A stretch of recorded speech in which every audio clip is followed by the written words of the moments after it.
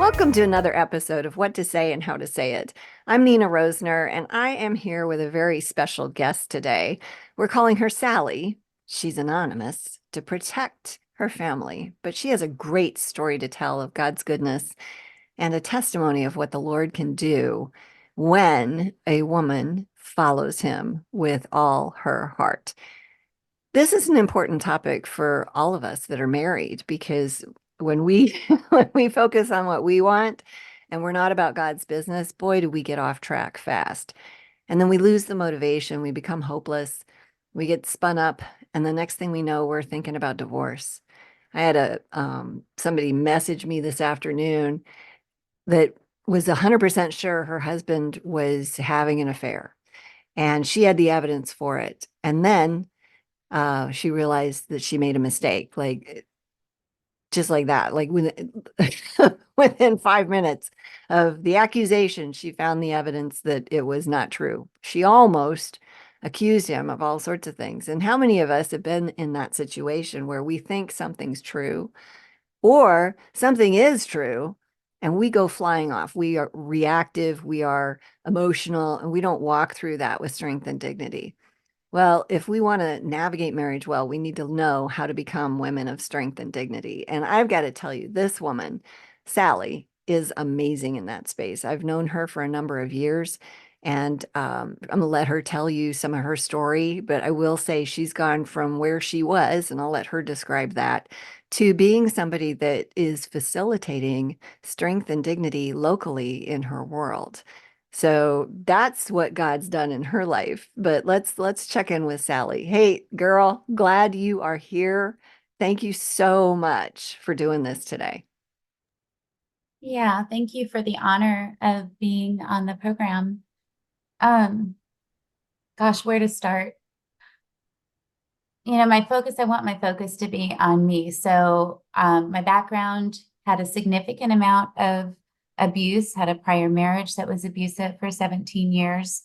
So I came into our precious relationship pretty damaged, like all of us, but I had very significant amount of specific type of damage that, I spent a lot of years working on healing prior to being married. But the thing about getting married is it takes you to a whole new level of intimacy and layers of damage that you might have thought, I need to speak for myself, that I thought I dealt with, and I hadn't even touched and I wasn't even aware of. And I married someone that also had layers of damage, and it all collided in defensiveness and offense and all of that yuck. Mhm. Um, Really thankful for finding this program, the coursework, because where I started was just listening to the videos out of desperation, trying to figure out what and how, and oh my goodness, something's got to change. At the time, I was experiencing a lot of offenses, but I didn't understand how I was contributing to experiencing that. And to be specific, Yeah. I was experiencing it and focused on it without understanding how I was contributing to having it happen in the first place. So And can that's you where, can go you ahead, unpack please. that a little bit in terms of, I mean, you don't have to like air your dirty laundry out here, but in terms of what does that actually mean? Like, can you give us an example? Um, Um, yeah, so because I was so defensive, because I wasn't aware of probably internal vows, not specific. Like I never specifically said to myself, oh, no man's ever going to hurt me like that again. But it was there in terms of wanting to ensure somehow that it didn't happen to me again. So as soon as I felt or tasted anything that seemed like what I had experienced before, I had my sword and shield up ready to fight. And that looked like a lot of different things. It looked like being really defensive. It looked like being ready to find whatever evidence I could to show that I was just about ready to be betrayed. It means that um, a lot of different things, just really bad fights because um, I was so defensive. I didn't know how to understand my husband's yard independently of how it was impacting me. And so the course, I knew I wanted the Lord to intervene. I knew there was spiritual warfare involved. That I knew for sure. And I was on my knees praying against it, not really understanding how. But there were just so many layers I didn't understand. And that's where the course came in. I was hunting for something. I know God led me to it. Then my husband and I ended up doing uh, one-to-one coaching with, or 2-to-1 coaching with Nina. And that was a huge shifting point. I ended up doing one-to-one coaching after that. And my husband and I actually ended up separating for a year. Um, honestly, because he wanted peace at whatever price. And I was ready to divorce because I didn't want to be treated badly anymore. And I didn't really see my options. Mhm. So the course led going through the process of the course. And I need to say, ladies, that I've gone through it now 4 times. And in addition, I've gone through the Daughters of Sarah, which is another similar course that Nina wrote. So it is a hugely layered process. Hopefully, maybe you guys aren't quite as layered and damaged as I am, but I am thinking I'm going to need to keep going through it. And I don't say the damage negatively because that's why I have a savior. And I've always been aware of that. I need my Lord and Savior. And this course is a tool to help me go deeper in my walk with God in a way that I can allow His Holy Spirit to actually change me on levels I didn't know how to allow before. Mhm. So to me, knowing my damage is a positive thing, as wacky as that sounds. Now, I think that makes sense because if you don't view it as a thing that will grow you, it's a thing that keeps you a victim in Yeah. all the areas of your life. So that's really a leader seat that you're taking to view it that way. No, thank you. I appreciate that. So you said you almost got divorced or you thought about it, you were separated for a year. What happened to shift your heart into a space where you didn't do that? Well, I wasn't discontinuing doing the coursework. I wasn't discontinuing working on all those tools and principles, pillars, the steps, all of that. Um, it just felt like my marriage was done. But then the 3 times that I went to file the paperwork, God said no. And I don't hear, it's not like I hear God's voice regularly, but I did when I tried to file. And it was like it wasn't just a voice, it was a feeling of that took over my entire being, that I Mhm. was doing the wrong thing, like pulling out in front of a car that's about ready to broadside you kind of feeling.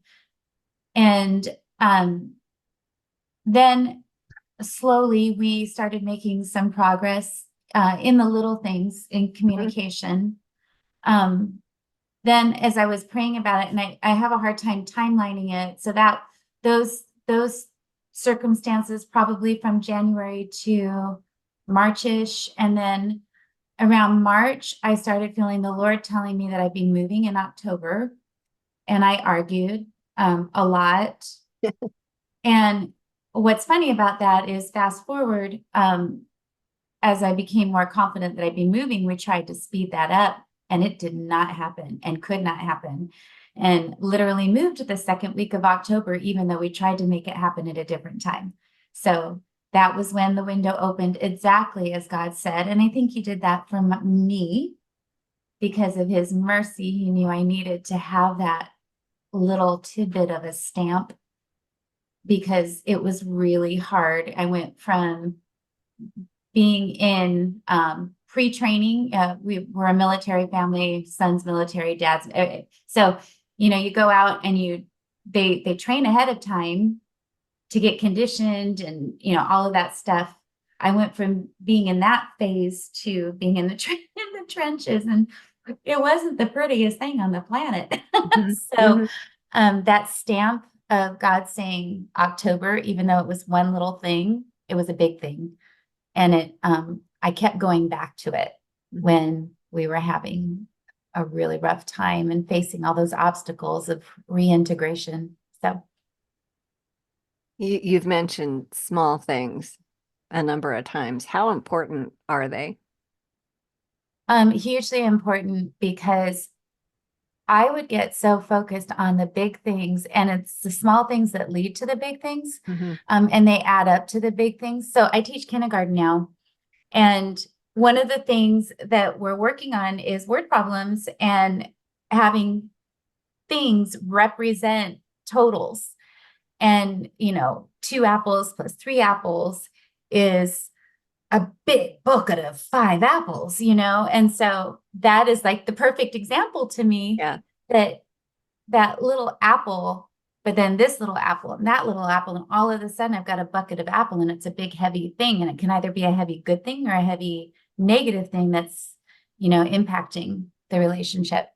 Mhm. And Yeah. I made a lot of mistakes. I just, Nina said a lot of nice things at the beginning, but even as recently as this last week, I blew it and I had to apologize. And, I received a comment that, you apologize and then struggle again. And I was like, yep, that's absolutely right. And hopefully, if I keep apologizing and I keep pulling my bootstraps up and trying again, I'll get better each time. So it's a constant effort. I haven't moved past conscious competence. I I am still stalling the second I stop thinking about it. Yeah. No, that's fair. That's fair. Yeah. And the neat thing though is that you have a confidence about yourself in what Mm. you will and won't do, and your trust in the Lord. Like you just sound like you know who you are in this space differently than when I first met you, which is cool. I appreciate that. I was listening to one of the gals in our group talking about the spinning, where you get triggered, we get triggered, and then your head's spinning and your emotions are spinning and you're spinning verbally, and that doesn't really happen anymore. And I'm Mhm. really, really thankful. Roundabout this year after reintegration, we were not going to make it. And it was rough. And I got down on my knees and I told the Lord, I don't have time to change gradually. I need you to do something in me. Mm. Um, and it sounds unreasonable, but he did. I felt almost like I was delivered. Wow. Yeah. That's cool. Well, and you asked, like you knew Yeah. what you needed and you asked for that. And he blessed you with it. Yeah, the point about all of this being, it is very much a process. People It come to is. us wanting us to, fix his pornography addiction or his alcoholism or whatever it is, right? And it's like they have these big problems. Now they're reaching out, which is normal, right? Right. But you can't solve the big stuff until you can navigate the small. Like it's Yeah. like yeah, so you can't run a marathon until you can run 5 miles. Like, and then you can run 10, and then you can run, 20. All the training runs you put in make that 26.2 even possible. But most people come in wanting to do the marathon, and it doesn't work that way. And No. yeah, so when you look at, you mentioned emotional control and the spinning. That Mhm. is real for so many people. And that was the client that talked to me today. Like, she was Yeah. spinning, full on spin, and then did the steps and no spin. Like, I was like, oh, I was wrong. Like, in a course of like 5 minutes, it was crazy good. Loved that. And when you look at your process of navigating all of that, what would you say was the most beneficial work that you did in all of it?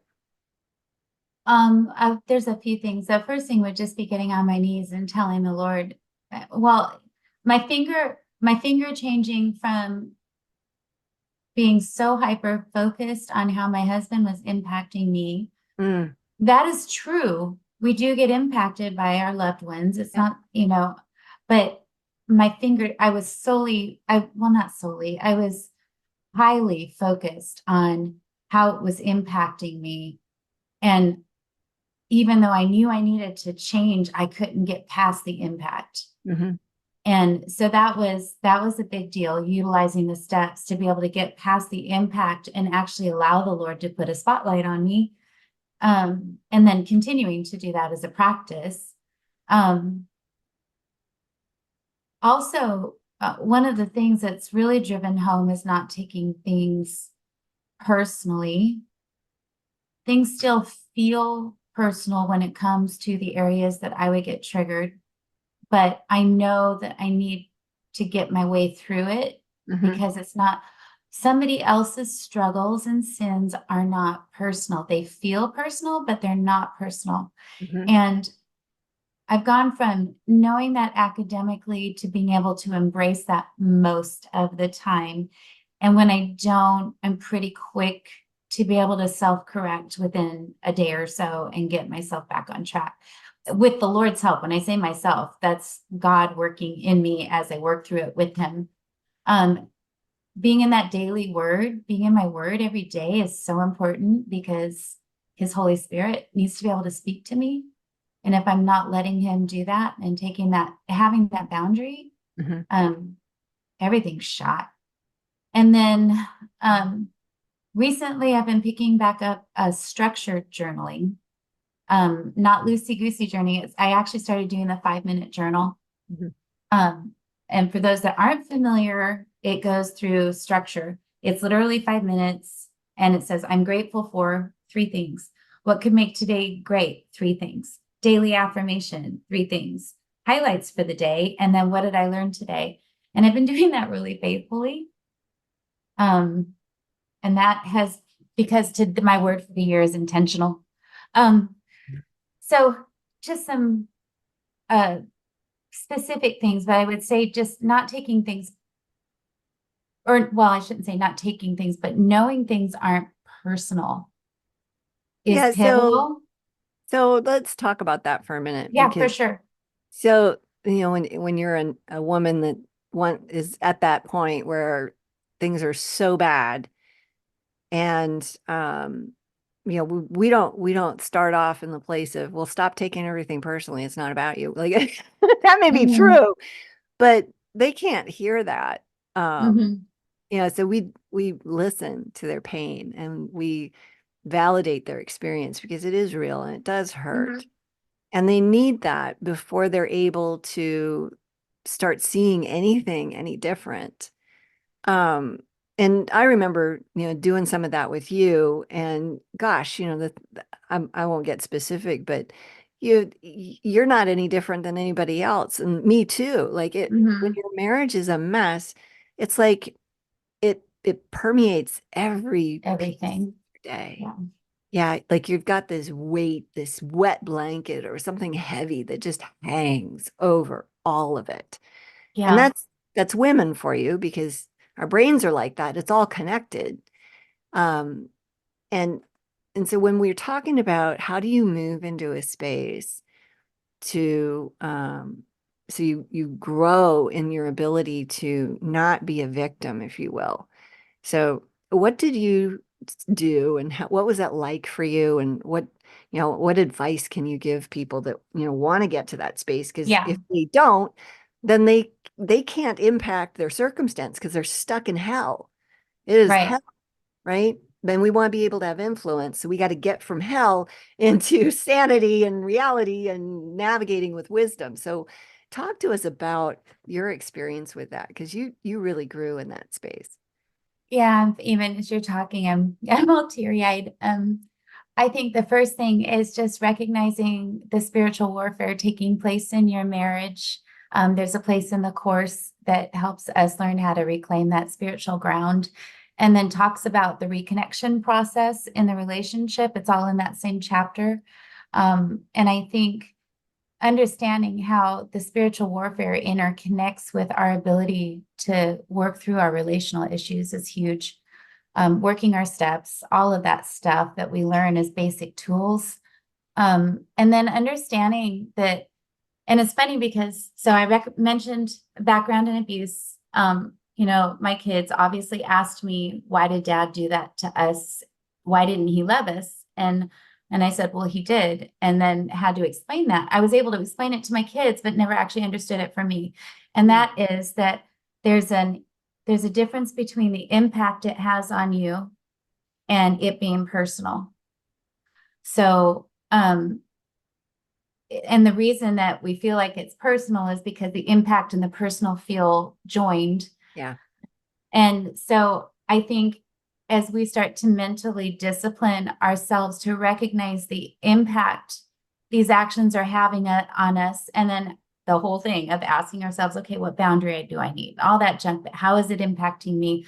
What's this creating inside me? Why is it creating that inside me? All those questions that we learn to ask during the course, and understanding that's separate from whether or not what this person is doing is personal and it's actually their stuff. Hmm. Um, their stuff is impacting us and Yep. might even be focused on us. But it's if they were walking with the Lord, just like if we're walking with the Lord, they wouldn't be doing that. So it's really an issue between them and God. Yeah. Yeah. So good. Yeah, and then the ability to recognize that comes from doing the steps hundreds of times. Yeah. Yeah. And it is transformational. Yeah, we interact with somebody else's sin against us in a completely different way that's useful. I remember when I first started having that ability, it was shocking to me. And without gratitude, I don't think I would have noticed. Yeah. But yeah, so the practice of gratitude makes you not Huge. take your new skills for granted. Yeah, that is absolutely true. And I do want to validate the impact. So, ladies, anybody listening, it's really important that you allow yourself to validate the impact. Mhm. But that's that mental discipline of separating their yuck. In the course, it was really hard for me to understand being bulletproof. I'm not bulletproof, but what it really means is you're separating their yuck from being because of you, and I'm really prone to that. Yeah. Um, and instead you're recognizing the impact that those actions are having on you, and then you're saying, okay, God, what do I do with this? What's mine to own? What's not mine to own? What's their responsibility? What do I need to do in this situation that's going to set me up to reflect you, Lord? Mhm. And Go yeah, ahead. go for it. I'm done. I'm good. So I had a client yesterday. No, sorry, today's Monday. I had a client Friday that was talking about this very thing. And she was able to do the steps in the middle of a moment where her husband was accusing her of all sorts of things and saying, you never do this and you always do that and you're just da da da da da. And she looked at him and she realized that all of what he was saying, number one, wasn't true. Number two, she realized that a lot of those things were things that he actually did, and he was Mm-hmm. projecting those onto her. And Mm-hmm. and she let him say all that stuff, and she said, it makes me really sad to hear how you see me. I hope that you can see past all of that stuff to who I actually am. But if you can't, if that's how you look at me, I guess I can't really do anything about that. And she turned and Wow. she left the room. And he came in to her later and he's like, I was really out of line with Wow. everything I said. That a lot of that was just my own stuff. And I shouldn't have done that. And I'm really sorry. Can you forgive me? And she went over to him, put her arms around him, gave him this big kiss. She goes, of course I forgive you. Do you see who I am? Do you see me? And he goes, yeah, you're not any of those things that I said you were. Wow, That's right? amazing. Hmm. Yeah. And years ago, like that's not the first time they've had some kind of interaction like that, like the blaming, the you this language, right? Yeah. Yeah. So, and she's totally blown it. And you know what that's like. So do I. Yeah. I've blown a Yeah. number of those conversations too. And I've had that same experience that she has when you see yourself outside of it because the work you've done and it doesn't hurt. And you can Mhm. say, it makes me sad that, and it makes you sad in a different way because it makes you sad that somebody else is stuck in that.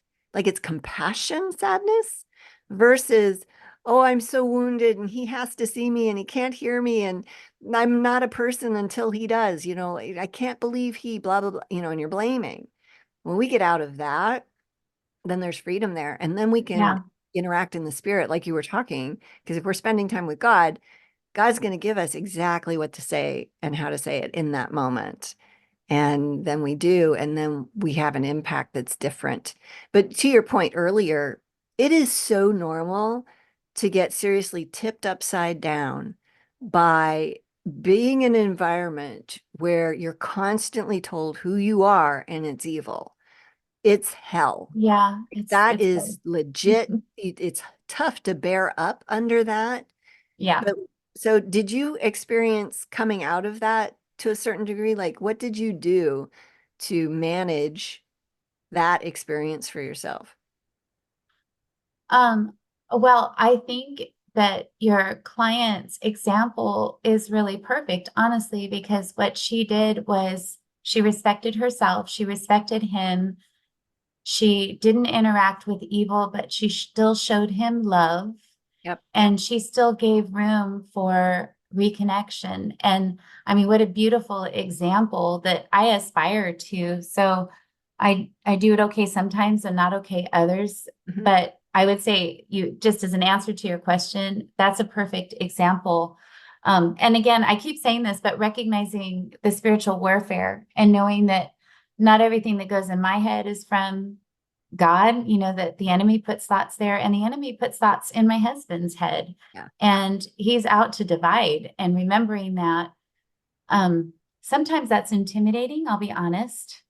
Um, Sometimes I feel like I can't bear up underneath it, but greater is he that is in us than he that is in the world. And if I can't stand for that, then I don't have much faith. Oh, So, uh, yeah. So, yeah, I think when we take our eyes off the person we're feeling offended by and put our eyes on who we want to be before God, which mhm. is my constant effort now.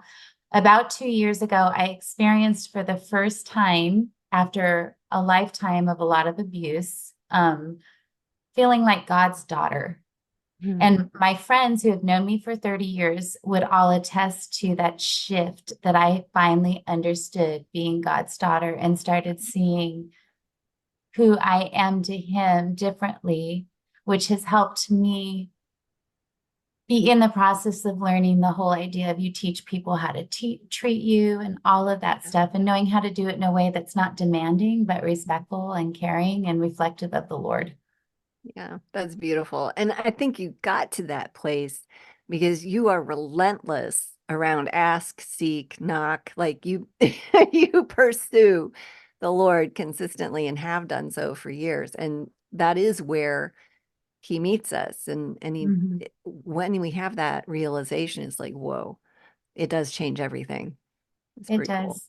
And I want to See, just add really quick. I know we have to yeah, wrap up, but just, God is relentless to me. I mean, he's constant. I'm so thankful. I put in my journal constantly. I'm just thankful for the Lord's pursuit of me and his pursuit of us. And anybody who's listening, his pursuit of each of you, even if it doesn't feel like it, he's pursuing you because you are so very precious. that's beautiful and accurate. Is so very Yeah. true. Yeah. Oh, one more question for you. Yeah. Uh, yeah, so you've been a test pilot for us Yeah. with leading one of these groups in your neighborhood. Tell us about that. What did you see happen? Well, it's been wonderful for me and wonderful to watch in the lives of the gals. So many different reasons for showing up in our group, everything from families dealing with terminal cancer to the quote traditional stuff that comes through greater impact, which would, the really damaged marriages because of damaging each other and, you know, could be unfaithfulness or porn or all those different things that are so prevalent right now. I think so. My personal journey has, as a facilitator, has been one, making sure that I am just pouring myself into working the program as if it was my first time, right alongside everybody, Yeah. and being vulnerable in that space. That's been the most precious thing ever. And then really being open to having the Lord show me how to be a facilitator. It's been a work in process. Like I've learned boundaries through being a facilitator. You want so badly for everybody in the group to really experience all this has to offer, and finding myself taking way too much responsibility for it and actually hurting the group in the process. And just walking alongside each other. We can't do this alone. Mhm. Well, we can, but it's ill-advised and it's not beneficial. Right. We need each other, and walking this together. I'm watching right now in our group, I'm watching a marriage that was about ready to divorce a year ago change, Wow. not change, I mean, drastically change. And I'm watching her soften.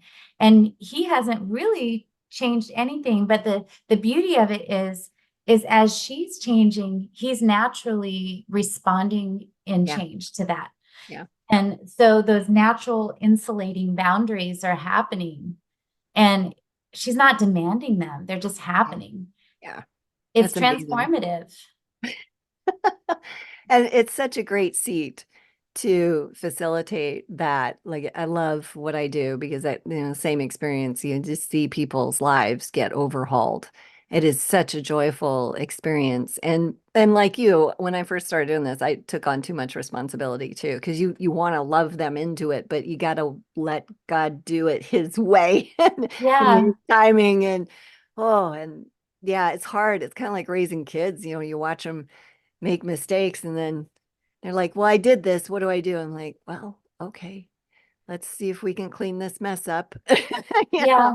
Yeah. Yeah. I actually had to apologize to my group. I just said, look, you guys, I'm sorry. We had stretched out some things too long because I was trying to accommodate everybody. Oh, sure. And I had to apologize for doing that and get us back on track. So it's been a huge learning experience, and a wonderful one, and just a beautiful thing to walk alongside these ladies. And even the gal that I referenced with cancer, she actually passed away after our group. Mm. Um, and just the privilege of how the course took us so deep, so quickly, and so authentically, Yeah. and knowing her like that in that short little space and feeling like she was family, is just amazing. Wow. Beautiful.